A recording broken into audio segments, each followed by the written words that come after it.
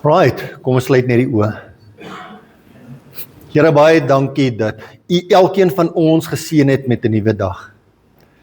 Here, dankie dat ons weet dat U in beheer is. Heilige Gees, my gebed is nou dat U met elkeen van ons sal wees. Here, laat U met elkeen van ons sal praat. Here, laat ons sal begin besef dat dit nie gaan oor ons nie, maar dat dit gaan oor U. Seën vanoggend se diens. Seën my lippe. Ek vra dit en ek dankie in die wonderlike naam van Jesus. Amen. Wel, weer eens baie welkom by vandag se diens. Ek het laasweek ek gedeel oor die onderwerp hoekom kerk gaan. En ek het genoem dat hierdie miskien 'n bietjie snaaks klink. Maar julle sien, daar word vir ons gesê dat jy moet kerk toe gaan. Is dit nie waar nie? Jy moet kerk toe gaan. Jy moet Jesus aanneem as saligmaker en verlosser. En ek het ook genoem dat as daar vir my gesê word moet, dan raak ek baie keer 'n bietjie opstroppel daarmee. Ek hou nie daarvan nie. En ek het nogal die voorbeeld gebruik, as my vrou vir my sê, jy moet hierdie doen, dan sê ek, nee my vrou, daar's 3 goed of 4 goed in die lewe wat ek moet doen. Ek moet eet, ek moet water drink en ek moet slaap. En elkeen van ons het iets anderste wat daarin pas. En ek het ook genoem dat dit nie 'n moet wees nie, maar dat dit 'n wil moet wees. Ek wil kerk toe gaan. Ek wil Jesus aanneem as saligmaker en verlosser. En ek het vinnig 3 punte genoem waarom kerk gaan belangrik is. En die eerste een is omdat God se woord dit bepaal.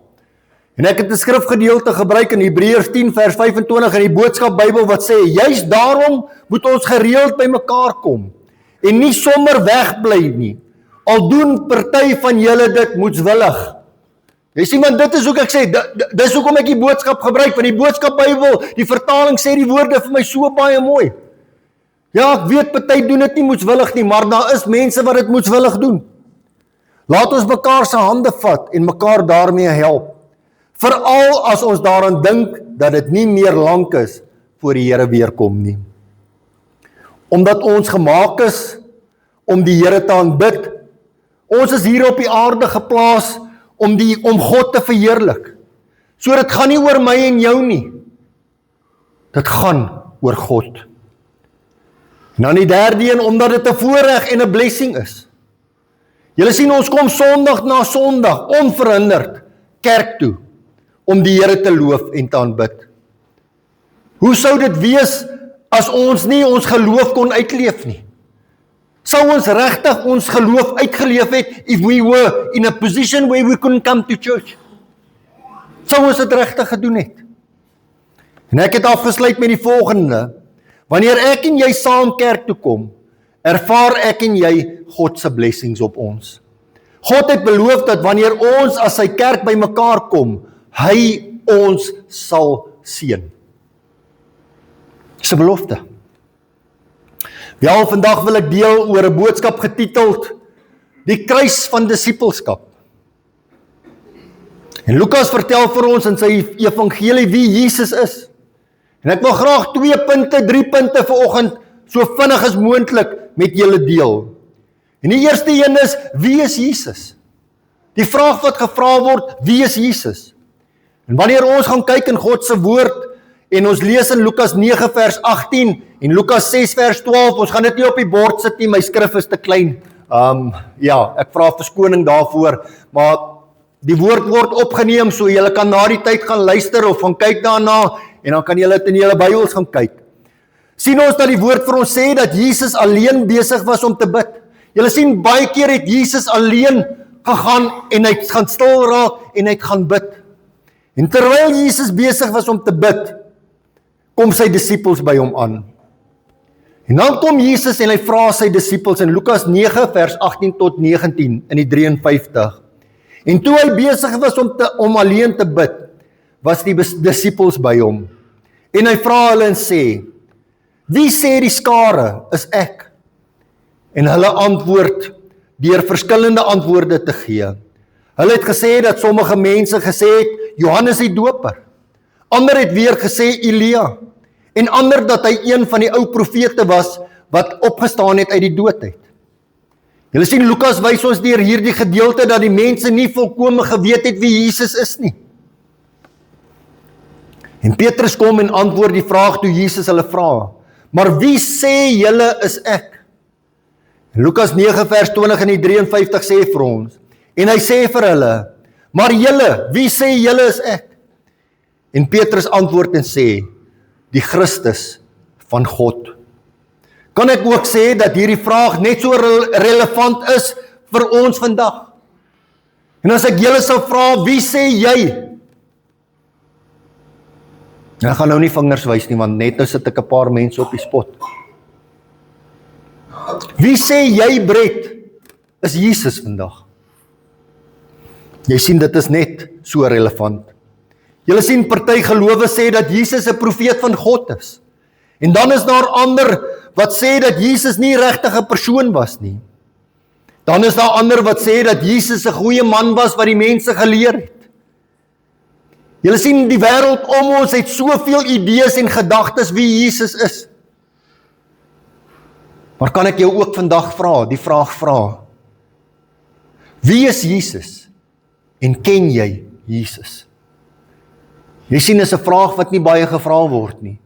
As ek jou regtig op 'n one-on-one sal vra, wie is Jesus? Dan sal jy my definitief antwoord, Jesus is die seun van God. Maar as ek jou sou vra, ken jy Jesus? Sal dit 'n ander storie wees. Julle sien, Jesus se disippels het geweet dat hy meer as 'n man was. Hulle het geweet dat hy meer as 'n profeet was. Hulle het geweet dat Jesus God se gesalfde was. En hulle het geweet dat God hom gestuur het om verlossing, restaurasie en 'n redding vir elke een wie in hom glo te bring.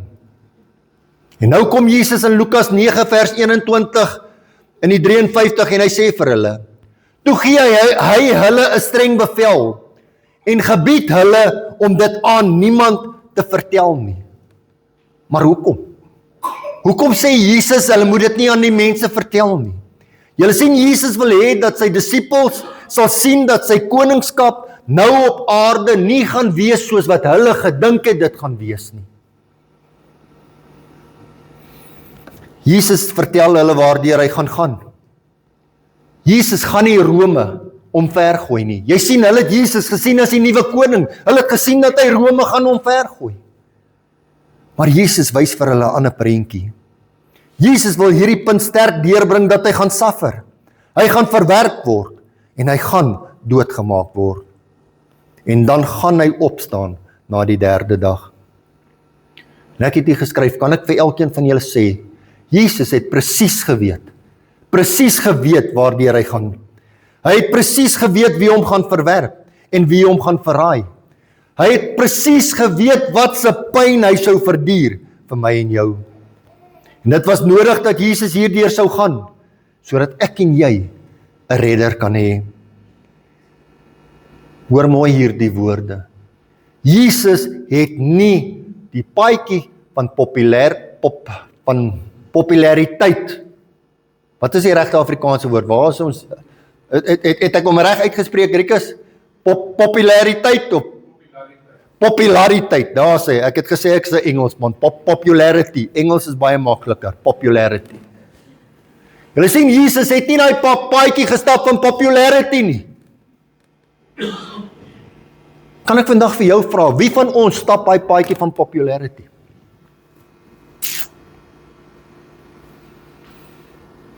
Jy sien, toe ek groot geword het, het ek altyd hierdie weird klere gedra. My hare was altyd weird geweest. Ek het altyd hierdie piercings gehad en al daai dinge. En my pa het altyd vir my gesê, why do you make a clown out of yourself? Jy moet mos altyd 'n clown maak van jouself. Maar jy sien, daai clown wat ek gemaak het vir myself was om populêr te wees, was om in te wees. En ek het nie 'n pad gestap saam met die Here nie. Nou kom ons by punt nommer 2, waar Jesus vir my en jou wys, dat die wie hom aanneem as saligmaker en verlosser, dieselfde paadjie gaan stap as hy. Ja, ons gaan nie gekruisig word fisies aan 'n kruis nie, maar ek en jy gaan dieselfde paadjie stap. Om Jesus te volg. Jesus noem aan elkeen van ons wat ons moet doen om hom te volg. In Lukas 9 vers 23 sê hy dat as iemand agter hom wil aankom, moet ons onsself verloon en sy kruis opneem. Jy sien, en is heavy woorde daardie. Wel, wat hierdie beteken is dat om Jesus te volg, ek en jy nie meer vir onsself kan leef nie. Ek en jy moet 'n hele ander uitkyk oor hierdie lewe hê. Ons kan nie meer ons begeerlikhede wil hê nie. Ek en jy moet vir Jesus leef. Ons lewe moenie meer gaan oor wat ek wil hê nie. My en jou lewe moet gaan oor wat wil Jesus hê, moet ek en jy doen. Dit moet gaan oor wat wil Jesus hê, wat wil God hê. Julle sien, om onsself te verloon is die teenoorgestelde wat die wêreld vandag vir ons sê om te doen. Die wêreld sê vir ons, geniet jouself en bederf jouself. Die wêreld sê vir my en jou, doen dinge wat jou gelukkig maak. Is dit nie waar nie? Hier is 'n klomp bikers hierso en daar is moontlik nie bikers nie, maar kom ons gebruik die voorbeeld. Jy gaan koop nou 'n splinter nuwe motorfiets, doesn't matter what brand. Jy gaan koop die wat nie bikers is nie, jy gaan koop 'n splinter nuwe kar. Ek wil nie na die dames toe gaan nie, want ek weet dit gaan klere wees, dit gaan of skoene wees of daai. Maar kom ons gebruik dit ook as 'n voorbeeld. Die wêreld sê, koop hierdie, you're going to be happy. Ek het al baie keer gesien my vrou, ek het dit vir julle gesê, sy het 'n paar skoene vir elke dag van die jaar. Daar skat sy haar kop. Nee, is nie so baie nie, maar sy het baie.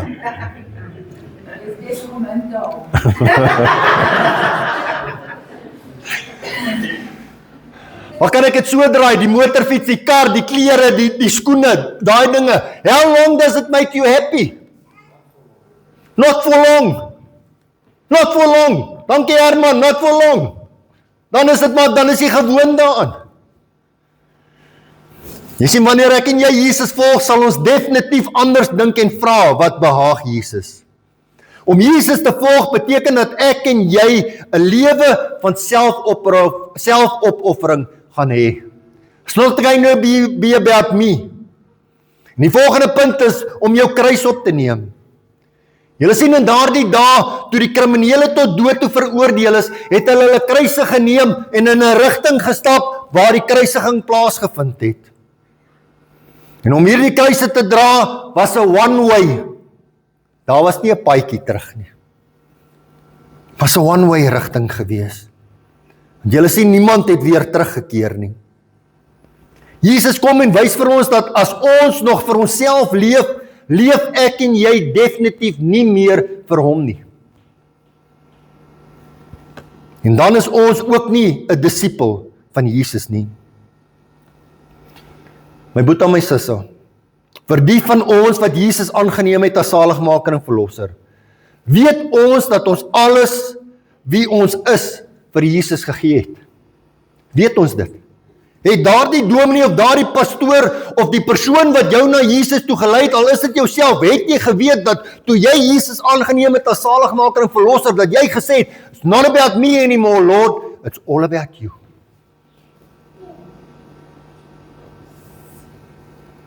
Sien, weet ons ook dat ons God se wil doen en nie ons eie nie. Jesus roep my en jou wie hom aangeneem het as saligmaker en verlosser na 'n dieper commitment toe. Jy sien, dit is so maklik om te commit. So maklik om te commit. Maar ek en jy wil nie 100% commit nie. Ek wil Jesus op my terme volg. Ek wil Jesus op my terme volg, maar kan ek vir jou sê, Jesus volg nie vir my en jou nie. Ek en jy moet Jesus volg. Om Jesus te volg is 'n oproep van commitment. Ek wil Jesus gehoorsaam. Ek sal gaan waar Jesus my lei, al is dit hoe ongemaklik, pynvol of hoe hard dit regtig is.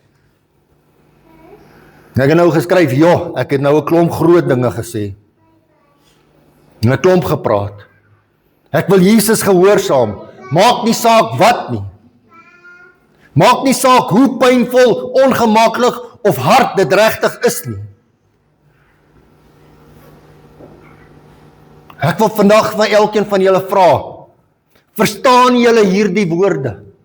Verstaan julle hierdie woorde deur te sê, pynvol, ongemaklik, hard?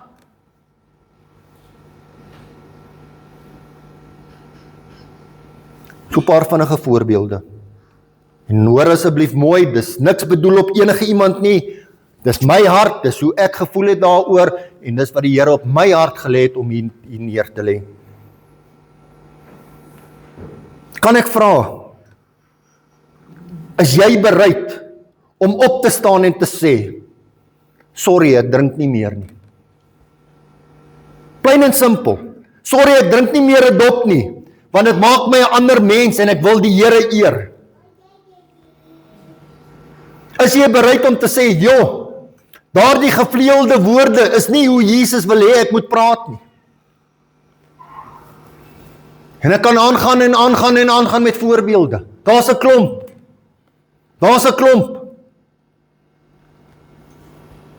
En dan 'n volgende een, is jy bereid om jou verlossing met iemand anders te deel?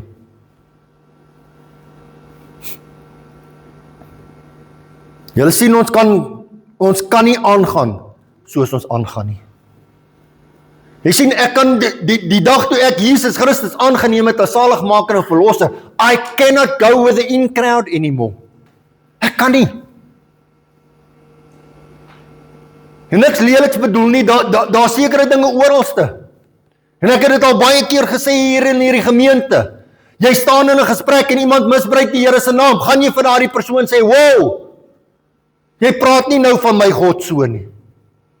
Of bly jy eerder stil?